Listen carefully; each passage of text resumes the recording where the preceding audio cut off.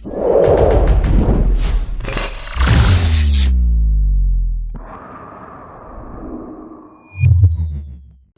humans, and welcome to another episode of Gen X Gamer. There is nothing more interesting to a capitalist than companies destroying capitals on purpose, right? Just burning through capital for no reason. Now let's talk about Naughty Dog's upcoming game, The Heretic Prophet, and its reception. It's controversial to say the least. There's something that I think the industry is trying to grasp, but they haven't been able to grasp, and that is that traditional media no longer holds the keys to the castle, if you will. People are not going to regular media to go find out what they are going to play or not going to play.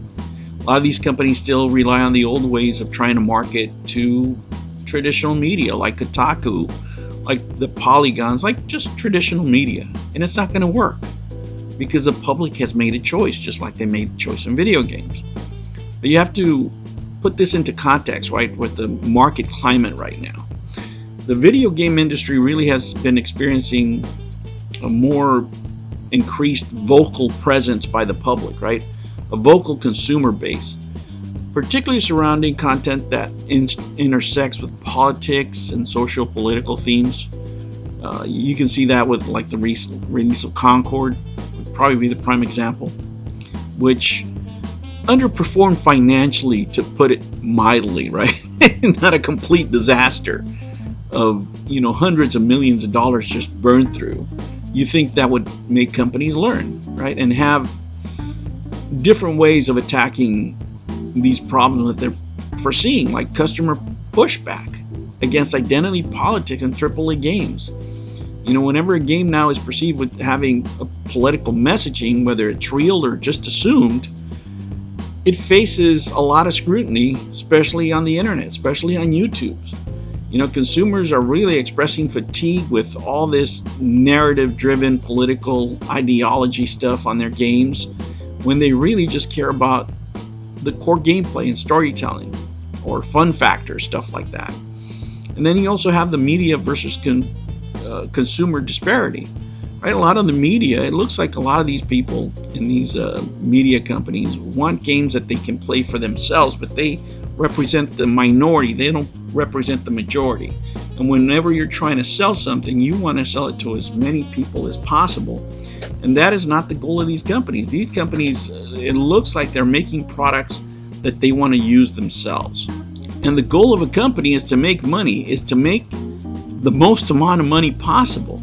Now, don't get me wrong, as capitalists, you make whatever the consumer wants. If the consumer was into ball lesbians or midget trans or whatever it is, that's what the company has to do. That's what the company has to make. But here you have a situation where companies are specifically making things that the customer doesn't want.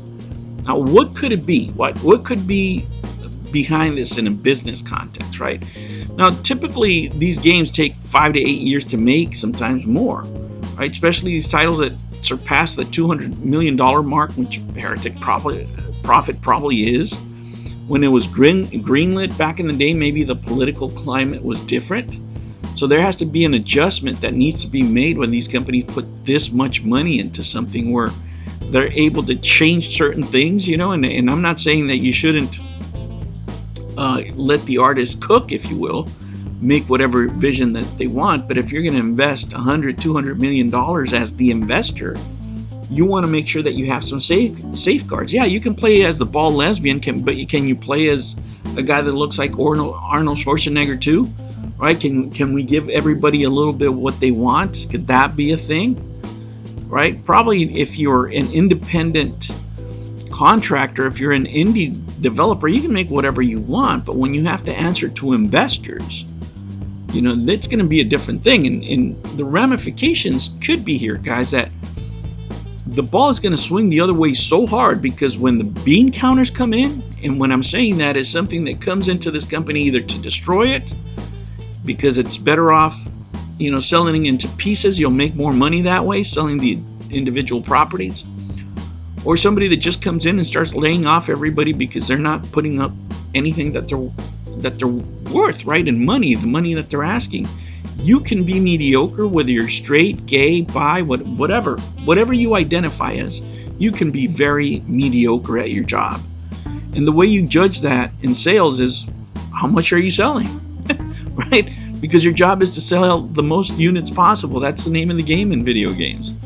Now, Naughty Dog has a reputation for creating like narrative, heavy, emotional, character-driven games like The Last of Us, UNCHARTED, that type of stuff.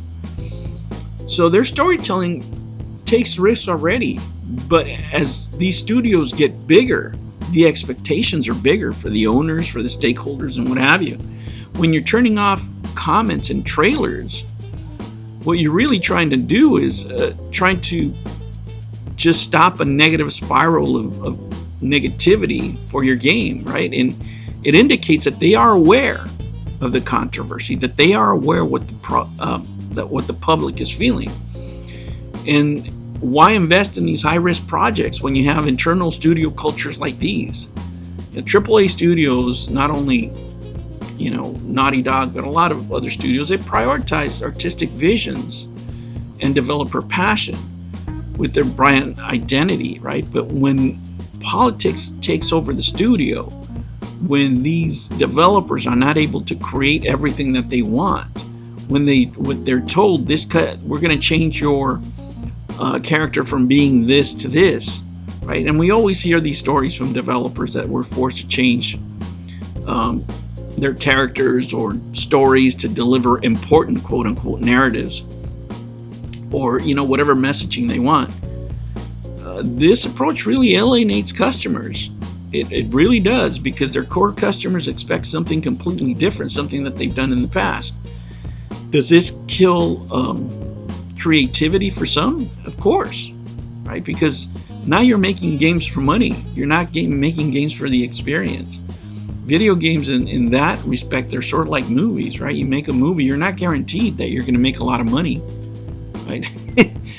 But these studios are under the pressure that, everybody needs to be Fortnite and make a lot of money, or make at least as much money as they did previously. And when they get these kind of blowbacks, what are you going to do?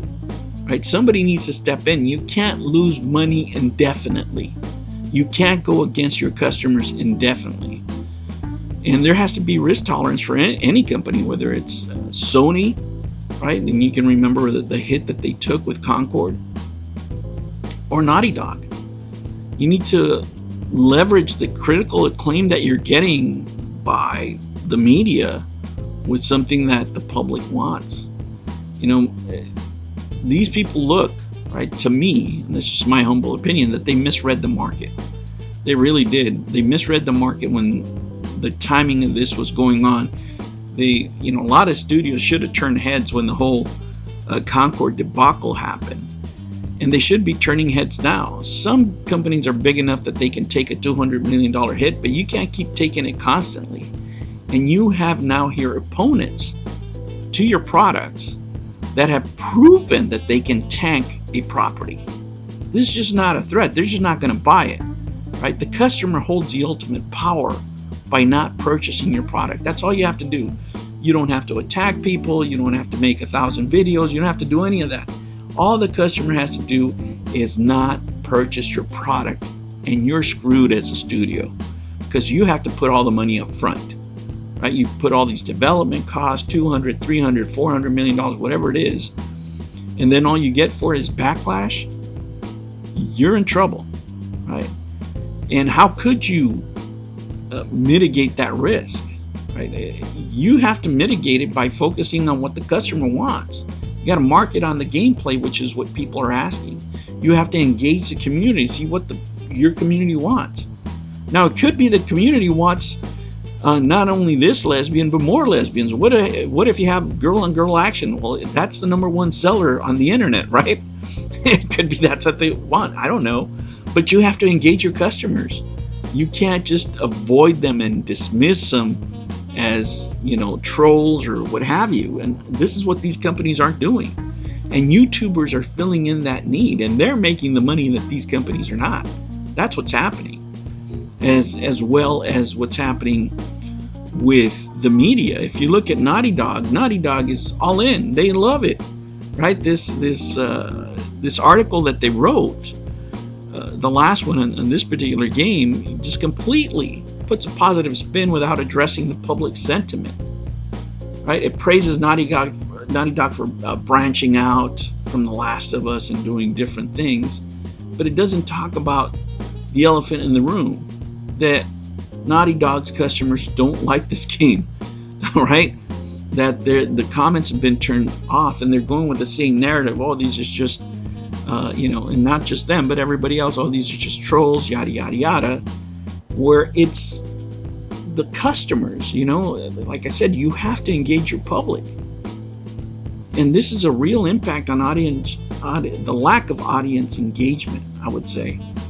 And that these people are making games for themselves, for the minority, because they employ a lot of these quote-unquote marginalized people. Well, they're marginalized for a reason. They don't make that big part of it the audience, right? But they don't make a lot of stuff that people tend to gravitate towards to. Now, I'm not saying they shouldn't have a job, right? But do you want to put them up front? It looks like they're putting them in leadership positions where they're not qualified a lot of times by the results. I'm not saying that they're not qualified mentally. I'm just saying when you're selling stuff, what makes you good or not good is how much you sell. If you're not selling squat, then you're no good at your job. The only reason you're in your position is not so you can be free, it's not so your soul can thrive, it's for you to sell a bunch of product. That's the name of the game. That's the name of the game in pretty much in any industry, but specifically in video games. But in this political and cultural backdrop that we have, especially after this election, and it's something that the industry as a whole is trying to ignore, that like 85% of the gamers, 85% are straight men. You can't sit there and hate, and have all these people that work at these companies make all these social media posts against men and treat them as toxic and trolls and insult them and do all this when they are your key demographic. They are the ones buying these games. And if you want to attract straight men to a game with a ball lesbian, you're going to have a hard time. You're going to get exactly what you get. And here in the US, they might be more politically correct, but as you get into other countries, they don't beat around the bush. They'll tell you exactly why they hate this game, and they'll go straight into toxicity. And that's what's happening, because these companies are not listening. They didn't listen when they were nice, and now they're just tanking these games. That's exactly what they're going to do. And when you have games like this that are, narrative heavy, but they're infused with overly overt identity politics and social messaging, it really alienates your core demographic.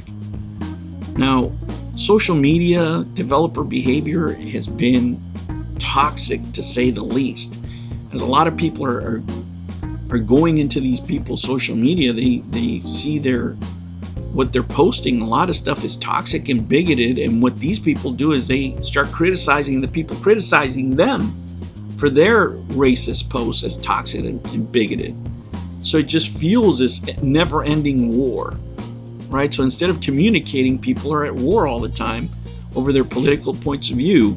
Now, the perceived industry disdain for the audience is a big factor of why the market is losing great share. Now, guys, with these conversations, what I'm hoping to do is get to the business side of it, because this is what I find interesting. It's not so much the identity politics and going back and forth, because people are going to fight about politics all the time, the same as they fight about religion. Not a lot of times do you see people fighting and actually paying the price in hundreds of millions of dollars, right? But the sales impact, right? The risk for Heretic Prophet here is the sales impact is going to be due to cultural rejection. That's really what it is. Straight male gamers are not wanting this game. And unless the narrative is super cool, but how are people going to get to experience it if they're rejecting the game straight off the bat because they're being in their eyes, forced to play as a character they don't wish to play as. There's not even a choice. Man, we used to have choices in Streets of Rage. You could play as the guy, the big guy, the little guy, the skinny guy, a kangaroo. You can play as many things. Why don't these companies now put choices in games, right? Who knows, right? Because the message is more important in their eyes, according to a lot of the developers. Negative pre-launch reception is a big turnoff. And it's, and you can show it by turning off your YouTube comments, right?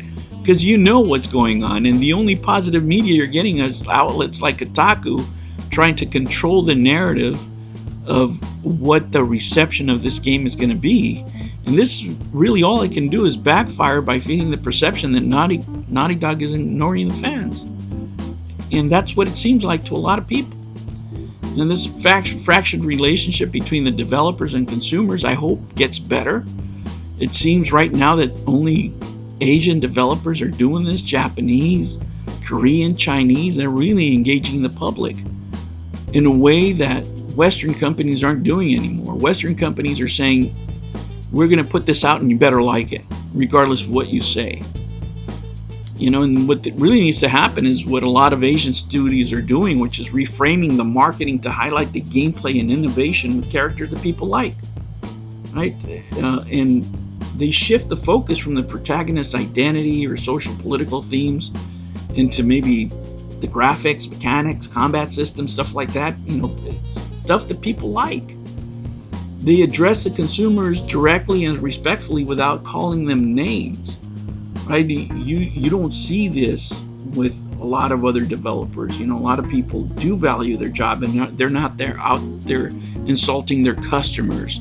They avoid antagonizing their critics on social media because that only empowers people that really don't want to see your company succeed. I mean, that should be, business 101. And there should be, right, in any planning stage of a project, there should be course correction elements. And this has to do with something completely different in business, which is project planning, which I think I should touch really here in the near future.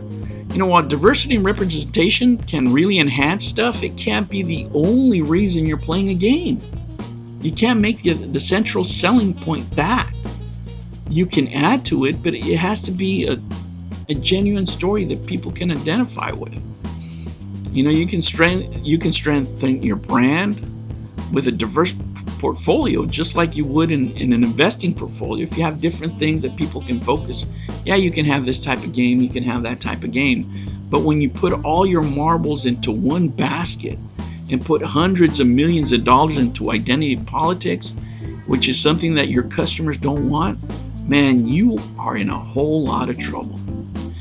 All right, humans, I hope you enjoy this talk. I hope I got you thinking. I hope, you got a break from work. Maybe you're driving. I don't know. Thank you for joining me. This is just a little something. I'm writing an essay right now, and I just needed a break. So I'm talking about something a little bit different, something in my wheelhouse. All right, humans, don't forget to like and subscribe. Videos every Monday and Sunday. Take care. Thank you for joining me on another episode of the Gen X Gamer. Remember to like and subscribe. Click that notification bell. And remember, never ever be afraid to be happy. I'll catch you on the next one. Take care.